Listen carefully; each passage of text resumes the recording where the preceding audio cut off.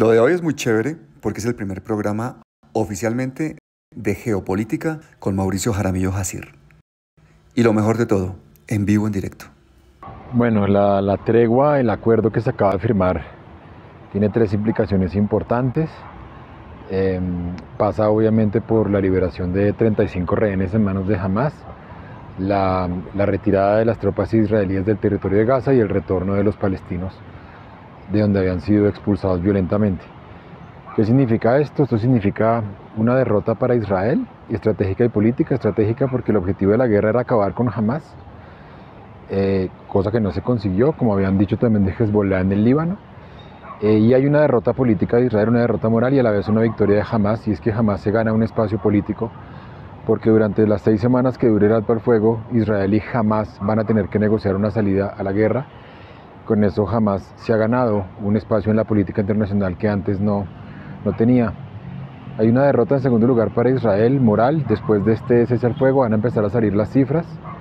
Más de 64.000 personas asesinadas en el genocidio, 16% del porcentaje de Gaza de la población desapareció.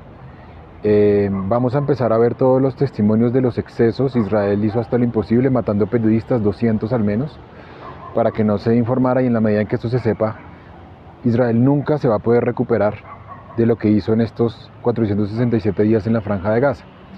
Tercer lugar, pueden negociar lo que quieran en estas 6 semanas, pero la decisión de la Corte Penal Internacional de llamar a juicio a Netanyahu, a Yoav Galant, es innegociable, no es amnistiable. No hay un fallo en este momento contra Netanyahu ni contra Galant, pero lo más seguro es que el proceso, tanto en la Corte Internacional de Justicia como en la CPI, siga por genocidio. Nadie va a poder borrarle, lavarle los crímenes que han cometido. Entonces pueden negociar lo que quieran, seguramente la autodeterminación del pueblo palestino y la retirada, pero de ninguna manera van a poder lavarle la cara a un Israel que se expuso como nunca y que puso en riesgo todas las victorias diplomáticas que había conseguido desde Camp David I. Y Hamas se erige como el gran actor palestino representante de sus intereses ante el mundo. Estos son palabras mayores.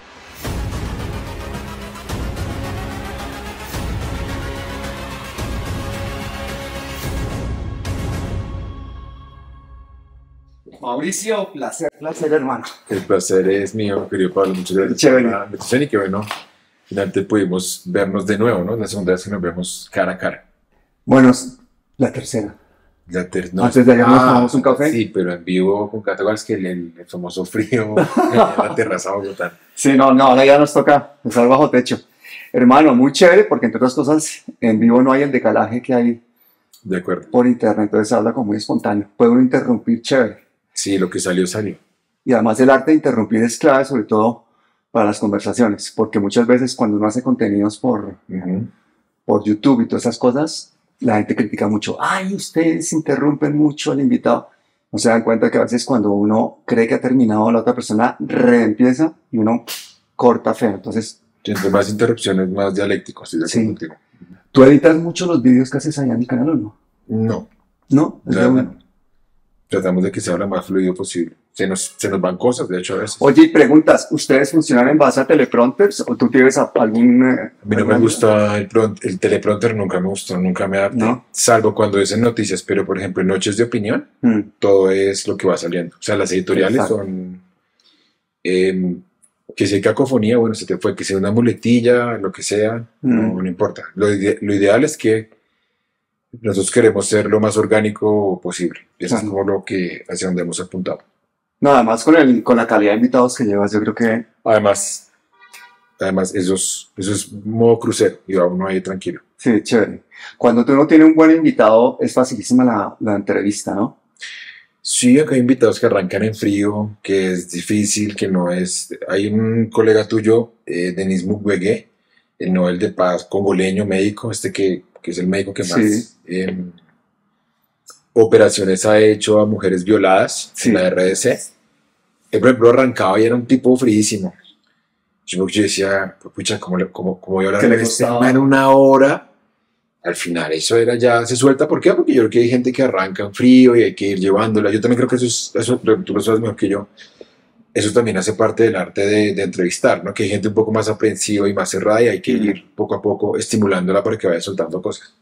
Hombre, yo creo que se trata de conversar. Y el problema es que cuando tú estás haciendo un contenido como demasiado técnico, entonces es difícil conversar y la gente tiende a querer dar una idea muy completa, muy redonda y se alarga demasiado. Yo con algunos geopolíticos que he tenido en el programa, por ejemplo, digo, ¿y cuándo va a parar de hablar? Que se convirtió en 2 respuestas y se acabó esto.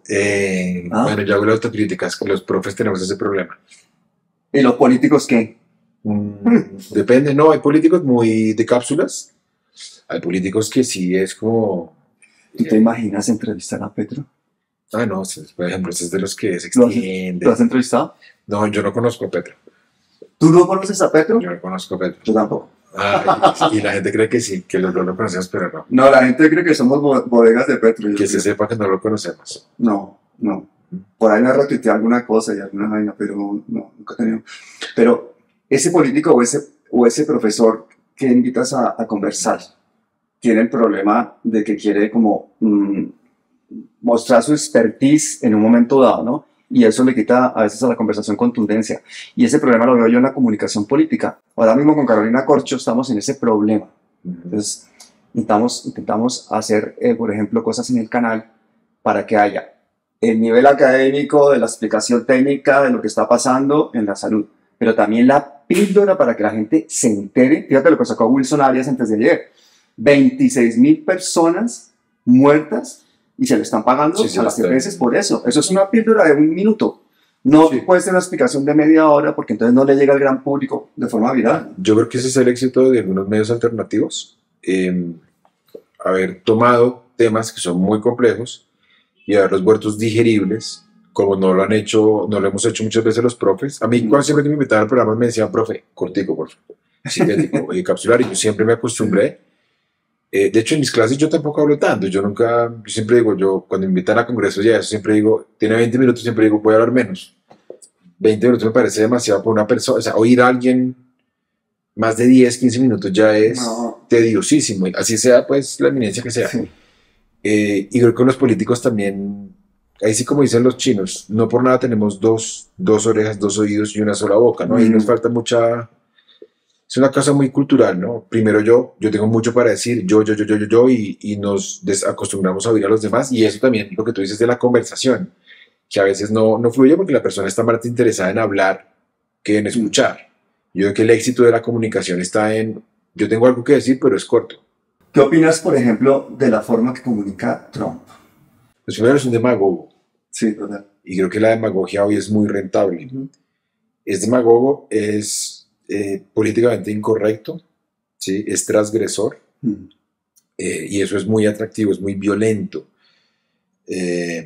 Yo creo que Trump es en buena medida y comunica con unos códigos que son romper un poco los consensos mínimos que hay sobre cierto tipo de lenguaje, sobre los afros, sobre las mujeres, sobre los derechos humanos, sobre los disruptivo. Esa es la etiqueta. Disrupción.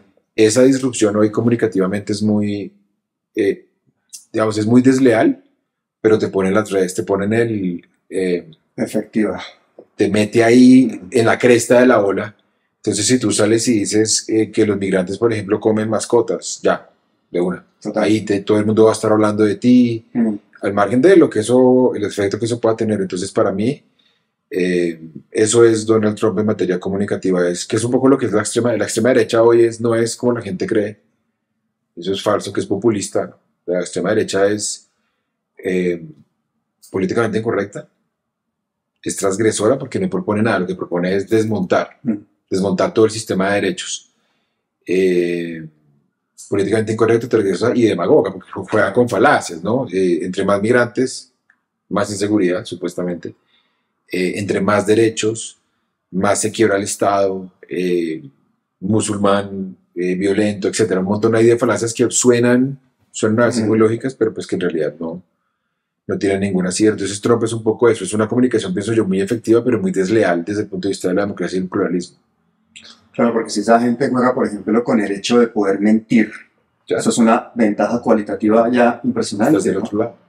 Más en una sociedad tan ignorante como es la sociedad estadounidense, ¿no? No te hablo de las costas, la gente piensa en Estados Unidos, en California, y en Nueva York. No, pues el otro Estados Unidos, que es el del centro, el del cinturón de la Biblia, ese es un Estados Unidos muy, muy vulnerable a los engaños y al que le gusta escuchar lo que dice Trump.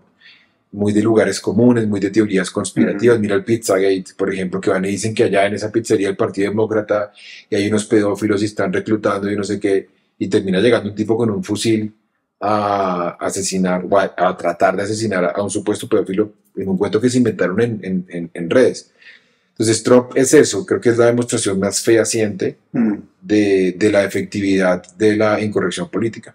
¿Aquí tenemos algo que se le parezca aquí en Colombia a Trump? Sí, claro. Yo creo que hoy nosotros tenemos una derecha muy republicana, muy que proponía algo, que era el neoliberalismo. La derecha se acostumbra a proponer eso, a proponer la seguridad. Hoy la derecha es transgresora, hoy la derecha es políticamente incorrecta. Entonces, por ejemplo, tenemos a un tipo como Polo Polo que llega y coge las botas de las madres de los falsos positivos y las mete en una bolsa de basura. Eso, por ejemplo, en la época de Gómez Hurtado creo que no hubiera pasado, que estaba un poco como aunque a mí Gómez Hurtado igual me parecía un político de unas posturas incompatibles con la democracia, ¿no? Un político además de unos niveles de racismo insólitos, normalizados, pero que todo el mundo ve como un demócrata, pero por lo menos en cuanto a lo institucional, dentro de esas márgenes, hoy Cabal, Polo Polo, Miguel Uribe, no les importa decir algo. Pues tuvimos a un director del Centro de Memoria Histórica, Darío Acevedo, que decía que no había habido conflicto. Sí. O sea, un tipo que dice que las madres de la Operación Orión que hacen propaganda. Sí. O sea, imagínate, acá bueno, voy a decir una medio grosería. Dilas, que está en YouTube. Es un nivel de hijo de putés. Es decir, es la hijo de putés como código político. Que eso lo teníamos, pero no de una manera tan descarnada. Hoy salen a decirlo. Esta señora ya que está hablando por su hijo desaparecido, a esa señora le están pagando. Ella está ahí. Que a mí que me desaparecieron a mi mamá, a mi hija, a mi esposa, que me vengas a decir a mí, es la hijo de putés. Y esa es lo peor, que es rentable. Claro, eso lo capitalizan. Entonces, sí, acá sí hay gente como otro. Oye, y las escuchas tenían razón. ¿Cómo se pueden borrar un mural? O sea, lo que está sucediendo en este momento, que la gente lo quiere volver simplemente como un problema de ordenamiento urbano, no es que tenemos que limpiar un poco porque son grafiteros, porque es que no sé qué tal, perdón, son las madres de la escombrera, lo que representa ese mural, lo que le está diciendo al país, al mundo.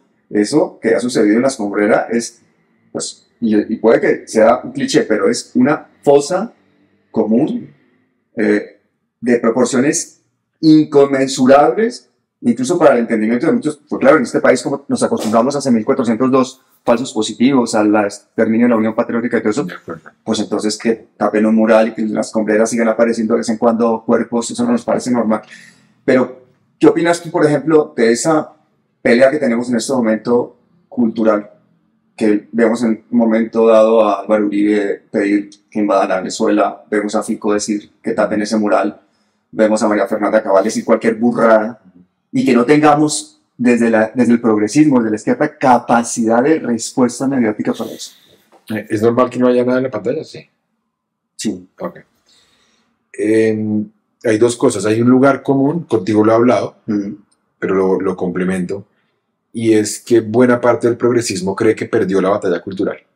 Y esto tiene que ver con frases de nuestro amigo Pablo Iglesias, que en algún momento ha dicho varias veces, cuando lo entrevistamos a señor colombiano lo dijo. A Gramsci lo leyó mejor la derecha que la izquierda, hoy, sí, esta, sí. En términos de batalla cultural, en términos de lo que han hecho con los medios de comunicación, lo que han hecho, por ejemplo, con todas estas series de Netflix, lo que han hecho con el sistema de ideas, los modelos comunicacionales, etc. Pero eso no, yo creo que Iglesias nunca quiso decir que la izquierda hubiese perdido esa batalla. Nosotros fuimos los que lo interpretamos y nos dejamos un poco contagiar. Entonces tú hablas con la gente del progresismo y te van a decir, hay un avance de la extrema derecha imparable.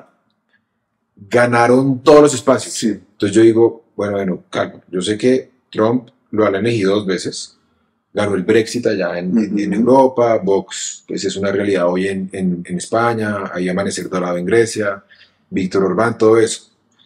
Pero ninguno de esos proyectos ha trascendido. Es decir, han ganado elecciones, Bueno, pero si no las ganan, es decir, controlan todo. Ya. O sea, controlan medios, los instrumentos financieros, los bancarios, los simbólicos, muchas veces la iglesia está con ellos. O sea, antes es que el progresismo puede ganar elecciones, pero no hay nada que trascienda. Es decir, lo de Trump puede trascender una táctica y una estrategia discursiva, pero no hay un modelo que se replique en terceros. Es decir, no hay, por ejemplo, al margen de lo que está pasando en Venezuela, que es una desgracia, no hay algo como el chavismo. El chavismo trascendió, el discurso de Chávez sobre el sur global, eso trascendió. La revolución de Evo Morales en Bolivia trascendió, lo de Correa trascendió y un modelo de Estado. Lo de la derecha son episodios, son batallas electorales que ha ganado. Entonces, lo primero es para decir, esa batalla cultural la han ganado electoralmente.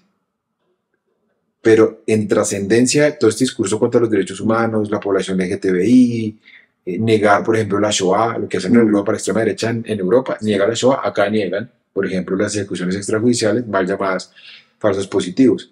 Y aquí viene lo segundo, yo creo que la derecha nunca va a tener pueblo. Nunca. Ya, el problema es que tiene poder. Tiene el poder. Y la izquierda, lo hemos hablado contigo, nunca va a tener el poder. Nunca. Y eso es una cosa que es dolorosa para la gente escucharla y es real. Por eso a veces dice uno, oye, ¿no será que dejan que de vez en cuando, que sea por diseño, que dejen que de vez en cuando gane la izquierda para que eso siga pareciendo una democracia, para que siga habiendo ahí un debate y que la gente siga la vida, pero sigamos con la concentración de poder y de riqueza?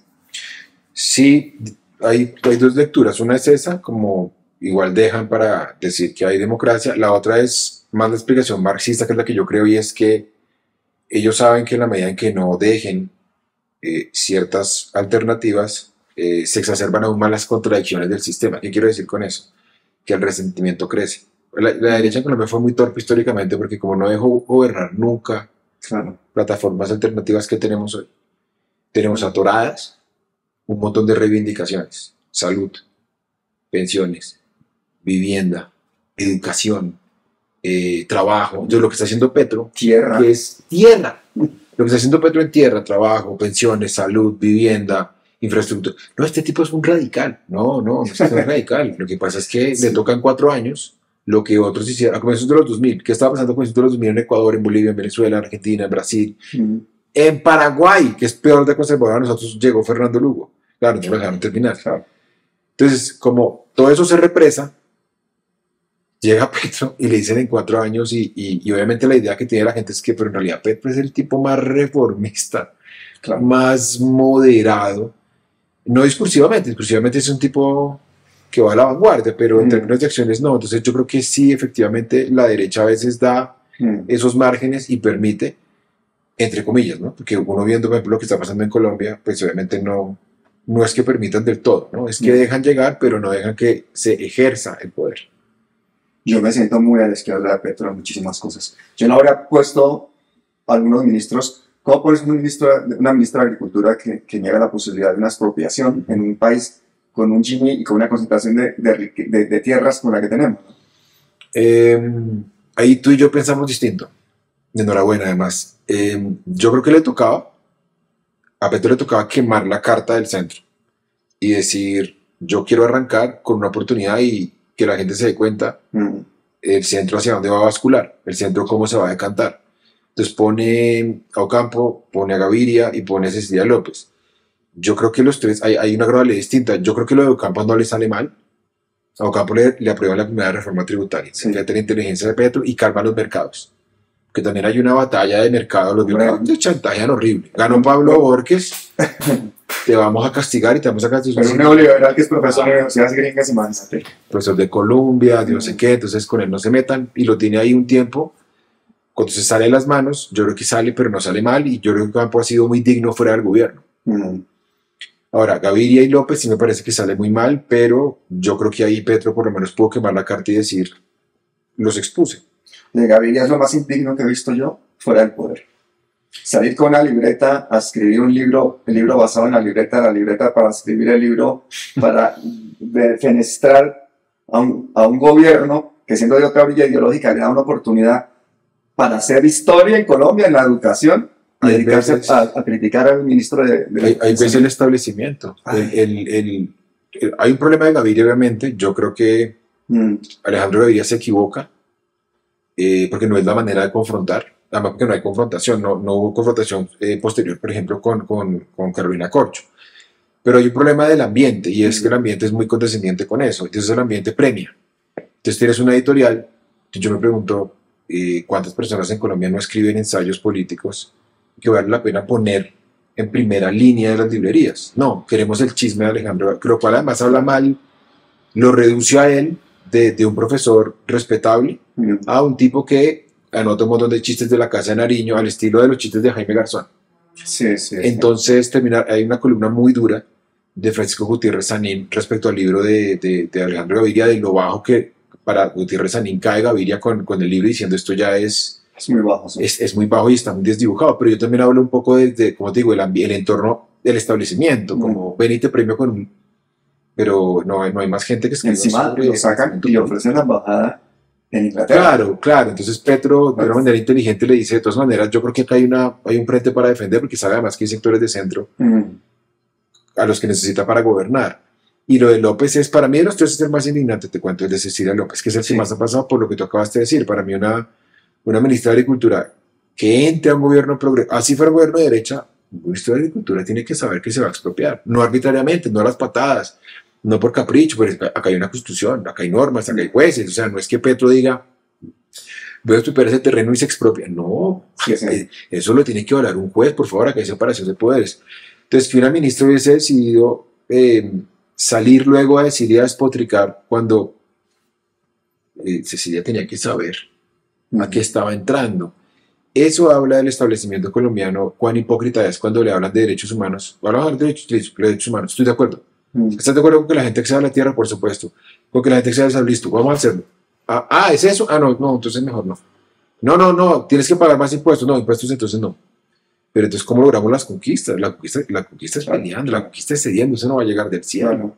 Y ahí uno se da cuenta que buena parte del centro es, ante la primera duda, se va a decantar la derecha. Exactamente. Rara vez alguien del centro se va para la izquierda ante una duda, ¿no? Siempre. Aquí nunca, en otras partes del mundo, efectivamente, yo creo que sí. En Francia, por ejemplo, ahora acaban de evitar que llegara Jordan Bardella a la extrema derecha y se... Sí, pero Macron se pasa por la fajada. No, sí, lo de Macron es una vergüenza. Lo de Macron es una absoluta y completa vergüenza. ¿Pero qué espera de un tipo que ha trabajado con la banca roja y toda la vida, que lo han formado para eso? Yo sé. Lo que pasa es que por eso yo desconfío tanto de la socialdemocracia, ¿no? Que para muchos es como la versión aceptable de la izquierda, sí, la que invadió Irak, Tony Blair, por ejemplo. Esa es la tercera vía, esa es la socialdemocracia. Esos son los problemas que no tiene Trump.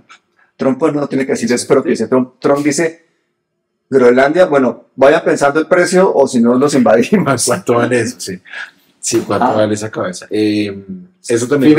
Fíjate, en Estados Unidos ahora mayoritariamente la gente ya está viendo... Por eso es que la derecha para mí, ahí no hay proyecto político, salvo que nos quiten las conquistas. Entonces tienes 8 horas laborales, ¿no? Pero no, ¿quién dijo? Yo te voy a pagar por minuto. ¿Trabajaste media hora? Perdón, acá tuvimos una ministra de Trabajo. Ay, me acuerdo. Perdona, la que era secretaria de Uribe, que luego fue ministra de Trabajo, pero fue ministra de Justicia. Váyate una ministra de Trabajo que dice que es que tú para qué vas a pagar una jornada. La que se parecía al peluquero, ¿cómo se me olvidó? Ahora se me da la mente. A mí también. Es que son cosas que las mentes intentan borrar. Entonces tuvimos una ministra de Trabajo, imagínate, que propone la contratación. Es que si ellos pueden, te pagan con tapas de Coca-Cola. Sí. Si ellos pueden, te van a precarizar de la peor manera. Entonces yo creo que esa es la propuesta hoy de Trump y de la extrema derecha, como digo, transgredir. Por eso yo voy a sacar un libro sobre eso. Ya lo estoy terminando. Porque nos dejamos convencer, hablamos mucho de la derecha y dejamos hablar del progresismo. Tenemos libros y libros sobre la extrema derecha, derecha 2.0, el embrujo autoritario de la derecha, la reconquista de derecha. Yo digo, todo el mundo está hablando hoy de la extrema derecha y el progresismo se nos olvida. Lo que ha conquistado el progresismo en los últimos 20 años y sobre todo en América Latina, y creo que llegó la hora de entender un poco mejor esa sobrediagnosticación, si es que existe la palabra, de la derecha cultural. Yo creo que eso ha sido un paso por detrás siempre, ¿no? Cuando tu referente conceptual es el antagonista y tú tienes que ir siempre a desmentir o a intentar hacer un tipo de análisis retrospectivo para que la gente se ponga al nivel y entonces estás hablando siempre un paso por detrás en coyuntura, no pones relato. Cuando estamos todo el tiempo, por ejemplo, yo veo a veces youtubers con toda la buena intención del mundo lo hacen, no hacen otra cosa que leer noticias de Caracol y de Semana y comentarlas. Estoy impresionado aquí, la gente todo el día con Caracol. La musiquita. Pero la música, pero es que claro, yo lo he visto por ejemplo, en casa de familiares, que he estado estos días, horas. Primero es el concurso, el reality, el programa de Grisales de la canción, que la gente lo ve mayoritariamente, no sé qué tal, y luego viene el noticiero que es donde le meten la carga, ¿no? Alicia Arango. Alicia Arango. Sí, eso es embrutecer, es lo que dijo Petro. Es que yo creo que un presidente no debería hablar así de los medios porque hay una correlación de fuerzas, pero nosotros sí lo podemos decir, yo no soy el presidente de Colombia tampoco. La lógica de eso es distraer, ¿no? La lógica de eso es apaciguar, es adormecer, embrutecer, y obviamente no, ¿sabes que no hablemos de la escombrera? Que no se sepa, más bien hablemos de que mericé, hablemos del concurso. Si hablas de las escombrera, entonces, ay, ya está sembrando odio. Que está sembrando odio, no hablemos de, porque eso por ejemplo decía el alcalde, que es que cuál es el problema con los grafitis o esos murales que son muy políticos. Entonces, embrutezcamos. La cultura es entretenimiento. Entonces, eso es ese realidad, ese reality, lo que te van a decir, no, eso es cultura. Porque la cultura emancipa. O sea, la cultura es revolucionaria, pero no lo dicen. Entonces, es una pelea muy desigual porque además el entretenimiento como te adormece, y acá como eso se cruza con el capitalismo. Trabajas 14 horas al día, trabajas 12 horas al día. Obvio, llegas a tu casa cansado. No quieres pensar.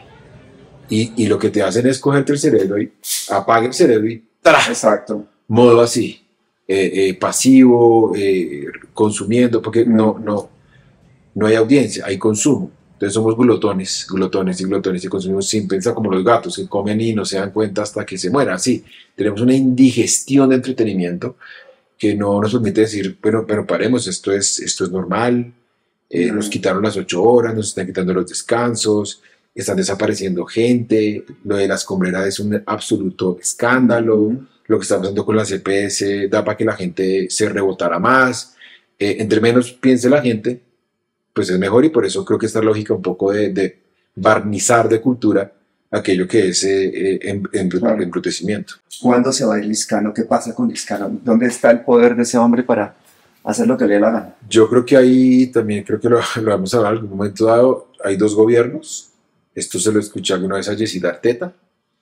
Me parece que es un buen diagnóstico. Creo que hay el gobierno del santismo, y eso es culpa de nosotros, porque no tuvimos mayoría en Senado. Y en Cámara se puede pelear mucho más. En Senado es muy desigual por la circunscripción nacional.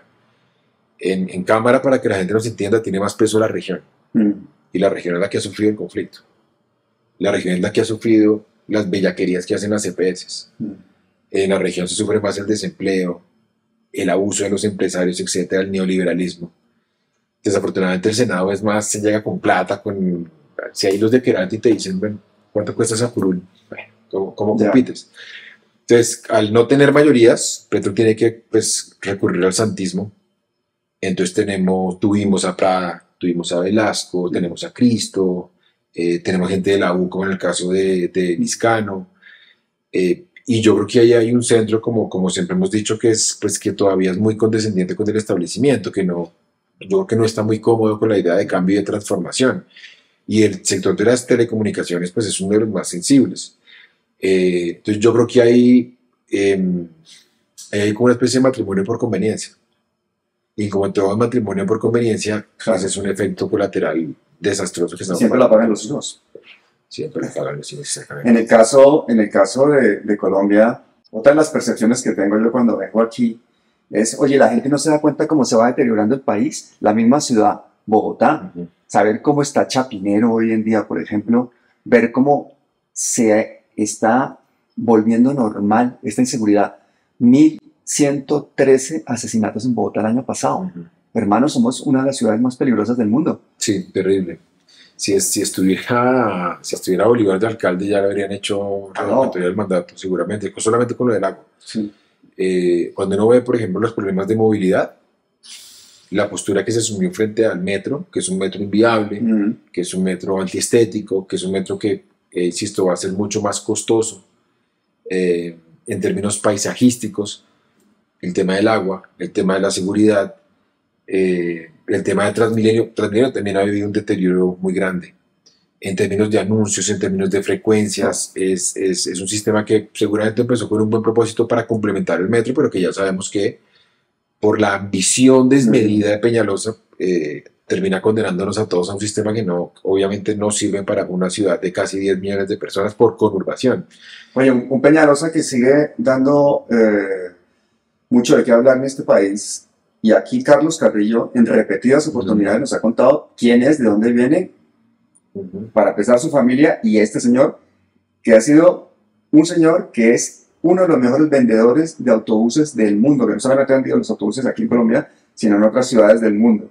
Y ese modelo de transporte que nosotros tenemos, que es absolutamente absurdo y demencial, obedece todo a unos intereses particulares de transportistas, de volteadores de tierra, de políticos, de oportunistas, y que fue heredado tal cual a doña Claudia López sin ningún problema. No, nadie lo toca, nadie es capaz. Pues el único que hizo algo fue en su momento Petro, y ya sabemos cómo reaccionó en su momento la Procuraduría a propósito del esquema de basuras. No, y el otro problema de ellos es el clasismo. Sí. El gran problema también es también el clasismo. Tiene una tarifa que depende del mercado. Tiene que ser un sistema rentable. O sea, en Transmilenio, por ser una empresa de sociedad mixta, de lo que se trata es de que sea viable, que sea rentable. Y cuando es rentable, pues tienes que poner un precio que dé. Es cuando tú piensas más de 3.000 pesos. O sea, 6.000 pesos ida y vuelta por una persona, por ejemplo, que se gana alrededor del salario mínimo, es imposible. Entonces, claro, dicen, yo termino todos los días, lo digo con algo de autoridad, que la gente se cuela, que la gente se salta las vallas. Bueno, pero es que yo veo obreros saltándose las vallas. Claro. Pero ¿cómo no se van a saltar la valla? Yo digo, eso no es un problema de que sean malos, de que sean unos HPs, eso no es un problema. No se la salte cuando come ese día. Es que, exactamente, es que es comer o montarse en Transmilenio. Entonces, si tú tienes un sistema elitista, además que, como te digo, ninguno de ellos se monta. No, claro. O sea, Peñalosa se hace las fotos él, pero los secretarios que acompañan a Galán no montan en bus. O montarán de pronto en SITP, pero no montan en Transmilenio. Entonces no saben la desgracia que tenemos que vivir quienes sí lo padecemos, que tiene que ver, insisto, con el precio, que tiene que ver con la falta de frecuencias, con una información que es los mapas son imposibles de entender. Y nos lo venden como, no, es igual, y alguna vez Peñalosa lo dijo, eso es igual que un metro. Solo que tiene que tener, yo decía, pero ¿de verdad te has montado, Enrique? ¿Te has montado ahí como para llegar a firmar semejante despropósito? Mira, yo tengo pendiente, es que es por pura pereza, pero sí le voy a prometer a que no esté yendo. Voy a hacer un reportaje del Metro de Madrid. Me voy a ir en el metro, en plan youtuber. Y que vean las estaciones, que vea cómo funciona y que vean las horas puntas y que vean cómo se mueven con la tranquilidad que se mueven los madrileños. Eso aparte de una red de autobuses que hay, que va de una forma muy tranquila porque el grueso del problema en el centro de la ciudad va subterráneo. Y entonces es una ciudad funcional, amable. Entonces la gente puede tener aceras para caminar y otro tipo de cosas. Y no es el agobio que existe aquí. Estamos hablando de años luz en desarrollo, pero sobre todo saber que hay ciudades latinoamericanas que sí tienen metro y nosotros no. Sí, pues mira el caso de Santiago también, que no está en términos de desarrollo tan lejos de lo que es Colombia. Está el caso incluso de Quito. Claro. Ecuador, que tiene un nivel de desarrollo inferior al de Colombia. Está el tema de Venezuela.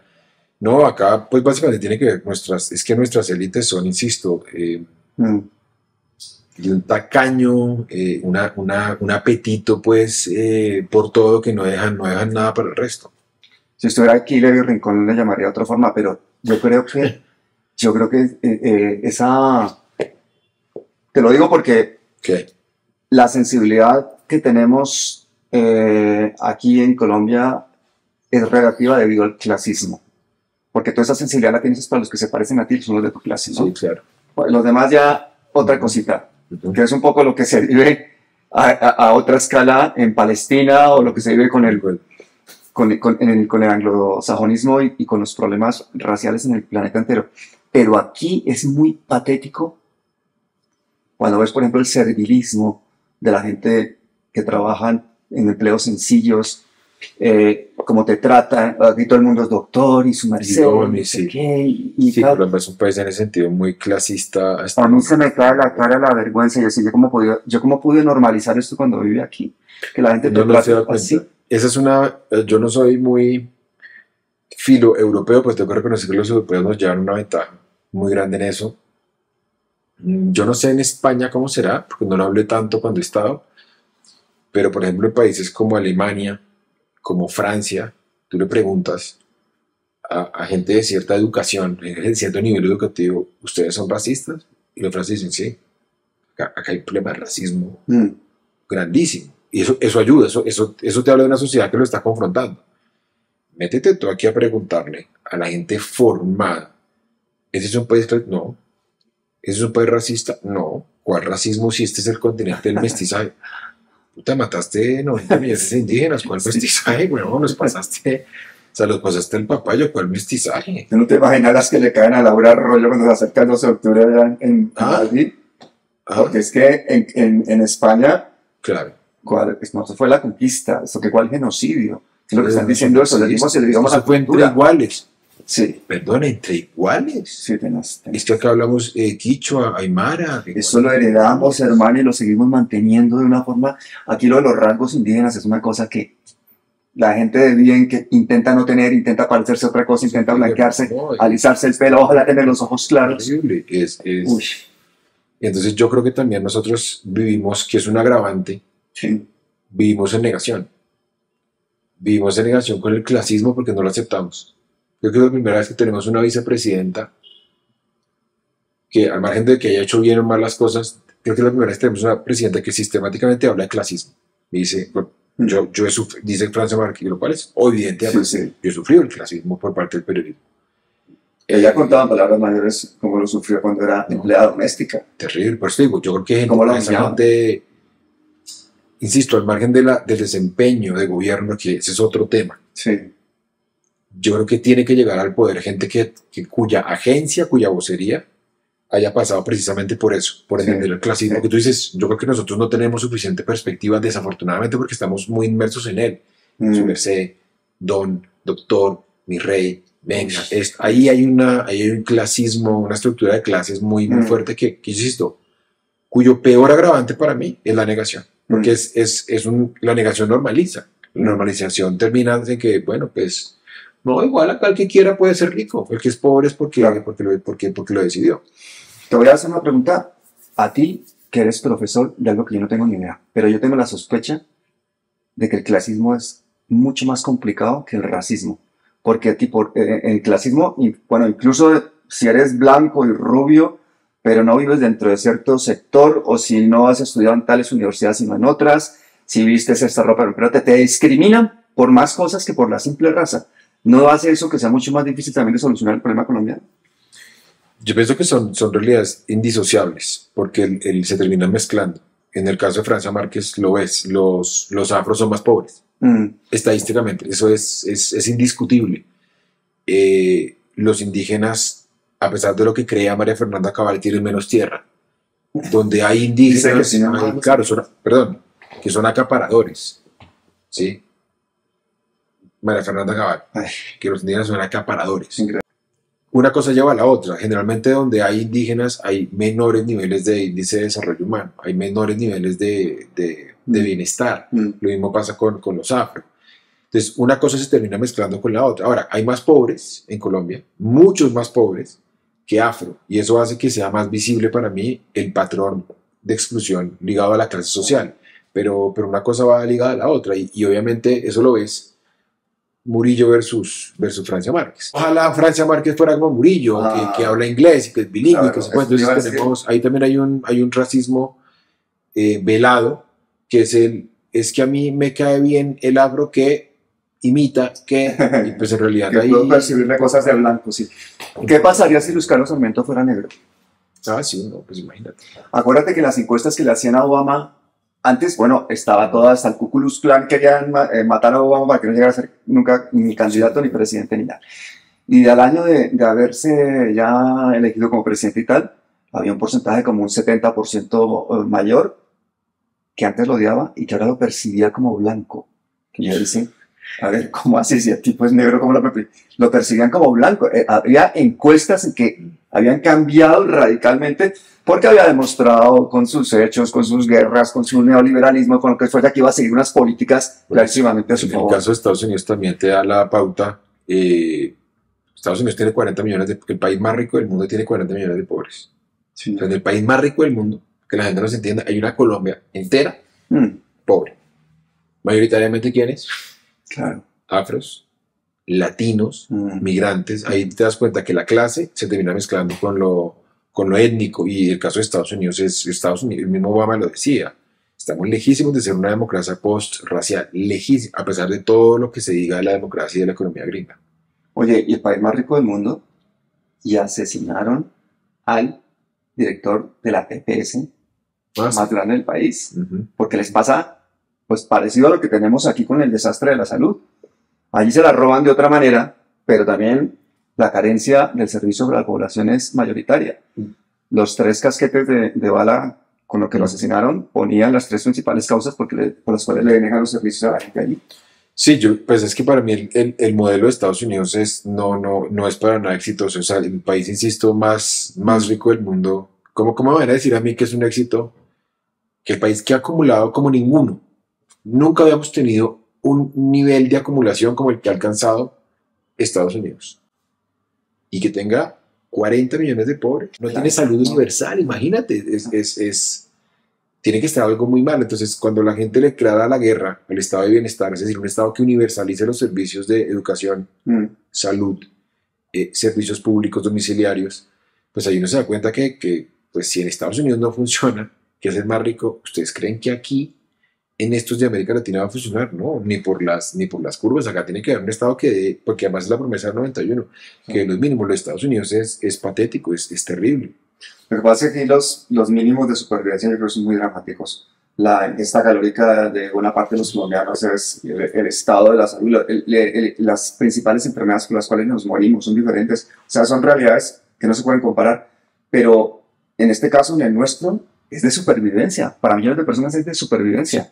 O sea, ¿cuántos colombianos se van a levantar mañana sin saber qué se van a llevar a la boca o si van a tener algo en que trabajar o en que ocupar su tiempo, ¿no? Ahí hay también una romantización muchas veces de la pobreza. Eso me hacía caer en la cuenta cuando estuvimos en Buenaventura con RTBC. ¿Conociste a Lunar? Claro, a Lunar Rentería. Sí. Una berraquera. Leonard es de hecho parte de un poco de esto, de que a veces se idealiza la resiliencia. Sí. Entonces, uy, qué resiliente. Y él decía, no, pero un momento, no debería ser así, ¿no? Uy, muchos berracos porque aguantan hambre. Eso pasa alrededor del mundo en todos los activistas que tienen que, para sobrevivir psicológicamente, convertirse en unos guerreros. Eso los hace muy egocéntricos muchas veces. No hay que normalizarlo. Decía Leonard, no, acá eso no es eso no es el deber ser. Claro. El deber ser es que no haya violencia. El deber ser no es que uno sobreviva en medio de las disputas. El deber ser no es que la gente tenga que aguantar hambre, que no haya acceso, que no haya acueducto, etc. Entonces, ese cuento de la resiliencia, muy de moda en el COVID, me parece que nos hizo mucho daño porque terminó por romantizar la pobreza. Sí, que como, además, resistir no es aguantar. Exactamente. Yo creo que, Leonard yo lo conocí porque vi en YouTube un video suyo que se le planta el tipo a Uribe, una visita de Uribe a Buenaventura, este era un adolescente, y se le planta, se le pone de pie y le canta la tabla ahí delante de todo el mundo, y todo el mundo dijo, se lo van a desaparecer. Ese es de una tontería. Concejal, comunidad. Me da mucho gusto venir a Buenaventura. Vamos a pedir el favor que se sienten, así como hicimos el ejercicio de escuchar. Ahora pedimos que se sienten para que también en el marco de lo que ustedes dicen, el respeto, puedan también escuchar entonces lo que nosotros queremos manifestar, como colombianos que somos también del territorio. Entonces, les vamos a pedir el favor que nos sentemos para que puedan escuchar, así como los escuchamos y el presidente Uribe manifestó que hay respeto y demás, queremos ser escuchados entonces también en este ejercicio. Es importante entonces tener en cuenta lo siguiente. Vamos a pedirles que se sienten, por favor. Bueno, primeramente nosotros, personalmente yo, respeto el derecho que tiene cada cual de pensar diferente, de ser diferente y de hacer diferente, porque es su derecho.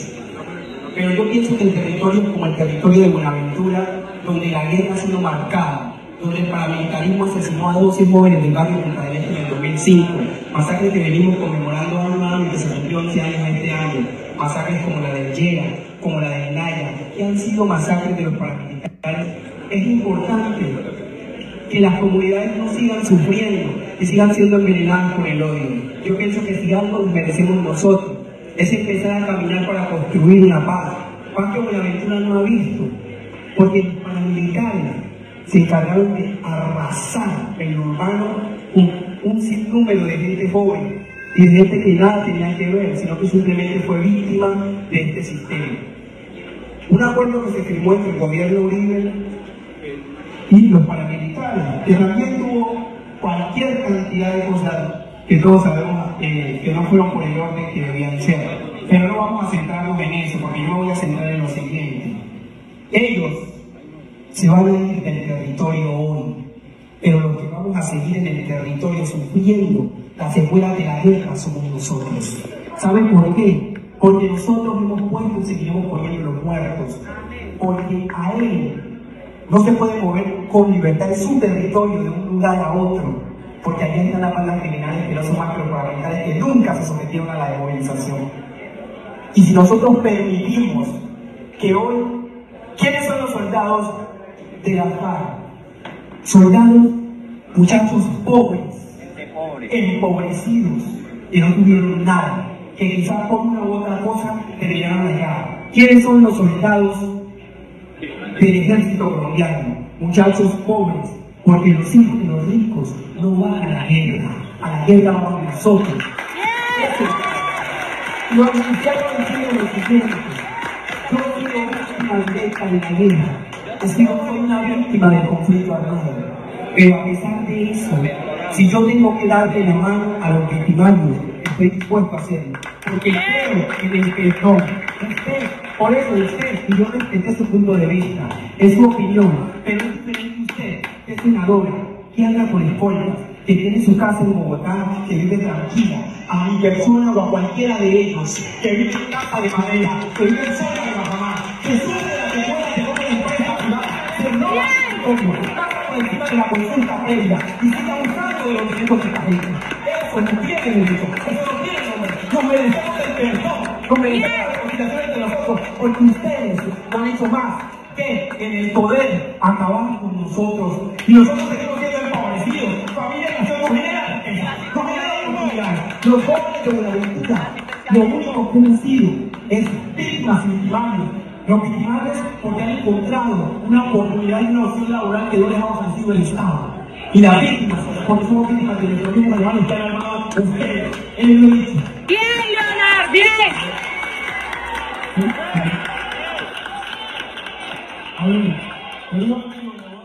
Fíjate cuánta gente, cuántos líderes sociales tienen esa idea de resistir, pero ya están como tan condenados a saber que no van a tener un éxito en lo social, que no van a tener grandes logros en sus vidas, que básicamente el poder siempre va a estar ajeno a ellos. De acuerdo.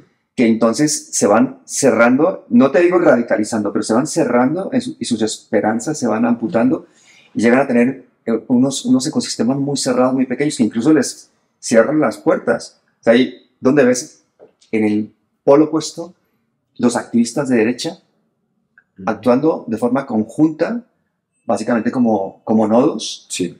y se retroalimentan porque además tienen la capacidad de hacer ese pues, relato que sin que queramos ofender a alguien que nos esté oyendo aquí, es muchas veces mentiroso. El otro día estaba oyendo en España, no sé quién, que decía que Hitler era comunista. Ah, sí, la Deutsche Welle, de hecho, sacó un especial siendo una líder de política alemana, diciendo en el fondo se ha comprobado además que Hitler era comunista. Acá lo dijo también María Fernanda Cabal, por ejemplo. Ah, bueno, Sí, lo dijo públicamente, porque era, sí, como se llamaba nacionalsocialismo. Entonces, ese socialismo implicaba que Hitler era comunista. Sí, unas cosas, unas inferencias que uno se pregunta, ¿para qué enseñamos Segunda Guerra Mundial entonces? sí. Si no entendimos la lección sobre acerca, por ejemplo, las teorías sobre la superioridad de la raza. Pero pues ya no sabemos que eso se enseñó en vano porque todavía tenemos gente que defiende el genocidio en Palestina. Gente que digo, bueno, entonces ¿para qué viste historia de la Segunda Guerra Mundial si... ¿para qué viste historias de la década de los 90 si lo de Ruanda, Srebrenica, Darfur, Biafra, pues eso pasó en vano? ¿Sí? Una de las cosas más horrorosas que he escuchado últimamente, se la escuché a alguien que es de izquierdas, que dijo que el genocidio en Palestina ya había entrado en la fase en que ya estaba a punto de empezar la reconstrucción. O sea, como que era una fase, la que ya venía en la fase de la reconstrucción. Ya está, la que había que empezar a planificar un poco la reconstrucción. Cuando estamos en pleno genocidio en este momento. ¡Qué horror!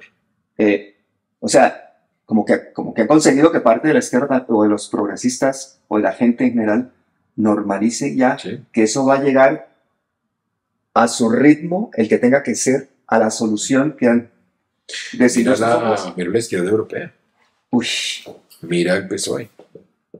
El PSOE, que es un partido de izquierda, no ha sido capaz. No ha hecho nada. No ha hecho absolutamente nada. Le siguen vendiendo armas a estos asesinos. Pero si pasan los barcos por el Mediterráneo y por Algeciras, el camino de Israel lleno de no armas. pasa absolutamente nada. El SPD alemán es un partido negacionista. En Alemania, creo que lo hemos hablado contigo, en Alemania hay censura por el tema palestino. Brutal. No te puedes poner ni siquiera una camiseta con una bandera de Palestina porque te pueden llevar preso. Y no gobierna AfD. O sea, yo no sé, Olaf Scholz no es que haya un gobierno en este momento, no está gobernando Hitler. No. Está gobernando un tipo que se dice de centro ¿cómo se llama? En coalición con un partido socialdemócrata. O sea, soy de izquierda diciendo, acá no van a hablar de Gaza. Mauricio, una de las cosas que me gustaría que los miércoles cuando empecemos ya... Oye, no hemos hablado del programa, pero una de las cosas que me gustaría que habláramos y que analizáramos es cómo el espectro político paulatinamente se va corriendo hacia la derecha sin que la gente se dé cuenta. Cómo vamos normalizando cosas, ¿no? Como esas que hace 2 años eran impensables, ahora ya son normales. Te voy a dar una cosa. Voy a hacer una cosa aquí, sí. Antes de que se me olvide. Es izquierda, derecha, centro en Colombia, ¿sí? Wow. Salió el año pasado. Wow. Ese está ahí con el cosa. Ese es el de Palestina, que te lo tenía prometido. Tiene dedicatoria, pero bueno, después la miras. Sí. Y me equivoqué de título, me arrepentí, me dijo, se lo saqué hace 2 años. Se debería llamar Geopolítica de la Cultura, no Diplomacia Cultural. Me hizo caer en la cuenta de mi amiga escritora Alicia Antiguo, que me dijo ese. Bueno, hermano. Bueno, ahí hablo también de lo que estás diciendo de un país que nació ladeado hacia la derecha. Ese es un poco, pues... fabuloso, me los voy a devorar, hermano. Este de Palestina es que me lo voy a meter por las venas, hermano. Porque te digo una cosa, a mí, yo creo que a nosotros una de las cosas que nos ha unido muchísimo es precisamente ese silencio cómplice y miserable que se ha mantenido en este país, en mi país, en Colombia. Sí, terrible. Pero no solamente por parte de la derecha respecto a este genocidio, sino por comodidad por parte de la izquierda. Porque hay mucha gente que piensa que el activismo tiene momentos como tiene la política, ¿no? Entonces, que el pacifismo tiene momentos y hay que hacer unos cálculos políticos. ¿Qué cálculo político se puede hacer cuando hay un genocidio? Sí, no es político, no, es lo más bajo. O sea, no hay ninguna manera no hay bandos, no hay nada. Se condena sí o sí. Pregunta que yo creo que, te tengo tantas preguntas que yo creo que te va a espantar si te sigo haciendo, pero una de ellas es, yo he leído en alguna parte que hay como unos porcentajes críticos de población que debería estar en la calle para que eso sea una revolución efectiva. Y yo creo que aquí cuando la gente canta victoria porque salieron 20.000 personas a la Plaza Bolívar en apoyo de no sé qué tal, no caen en cuenta que estamos en una ciudad de 8 millones de personas. Porque para las manifestaciones de Palestina tendremos que estar millones de personas en las calles de cada ciudad del planeta. Y no simplemente poniéndole like, ¿no?, al vídeo del bobo que se fue allá con los otros 4. Yo creo que las manifestaciones son muy importantes porque ponen el tema de Palestina en la agenda. Estoy de acuerdo contigo, pero yo hoy creo que la batalla es más comunicacional, para serte sincero, desde nuestra perspectiva. A nosotros nos están arrebatando la guerra de las palabras, la guerra de las categorías. Con eso que tú acabaste de decir, no, esto es masacre, no es guerra, y los medios lo repiten, y lo repiten, y lo repiten. Entonces tú puedes convocar, ojalá, 4 millones de personas, pero seguiremos fracasando si sigue habiendo titulares, sobre todo de medios de centro y medios liberales que hablen de guerra. Medios que nieguen de manera sistemática. El problema es, pues ya hay medios que hablan de genocidio, pero el espectador hablaba de genocidio, pero no sistemáticamente. O sea, no hay una orden editorial en el espectador de no, perdón, vamos a hablar de Palestina, hablamos de genocidio, o como por ejemplo sí ocurre en RTBC. Entonces, esa pelea yo creo que sí la podemos ganar en esa batalla, de nuevo, cultural, gramsciana, de Antonio Gramsci, que está proponiendo, de la que hablan pues hoy los medios alternativos. Esa para mí es donde está ahí la batalla. Entonces esos, no sé, 3 millones que pueden estar en la calle, que ojalá lo estén, yo cambiaría por 500.000 personas militando. En general en las izquierdas, 500.000 personas organizándose diciendo, no, vamos a pedir que los medios de comunicación dejen de, no mientan más. Este señor es un criminal de guerra. No hablen más de Jerusalén como capital de Israel. Hablen de los territorios ilegalmente ocupados. Llamen las cosas por su nombre, porque el lenguaje crea realidades. Y esa es una pelea que estamos, yo creo que cada vez más dándola, porque es muy desigual. Total. O sea, estamos hablando de unos conglomerados que tienen mucho dinero y muchos recursos, más experiencia, más gente, pero ahí la seguimos dando.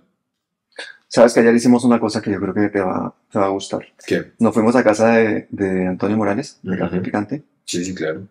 Antonio ya tiene una edad y Antonio pues no es muy ducho en los temas tecnológicos con los computadores. Él no sabe ni cortar un vídeo, no sabe muchas cosas de estas, siendo un periodista que lleva tantísimo tiempo, que ha dado la lucha, amigo de Jaime Garzón. Bueno, ¿para qué voy a presentar a Antonio? Y yo estoy haciendo un programa desde hace 3 domingos más o menos que encadenó una serie de youtubers y eso, ¿no? Entonces, bueno, el algoritmo nos favorece, las audiencias se unen, es una cosa bonita y damos a la ciudadanía pues una imagen de resistencia. Entonces hemos invitado a Antonio y Antonio no se podía conectarnos y entonces ayer nos fuimos a su casa y lo grabé para sacarlo.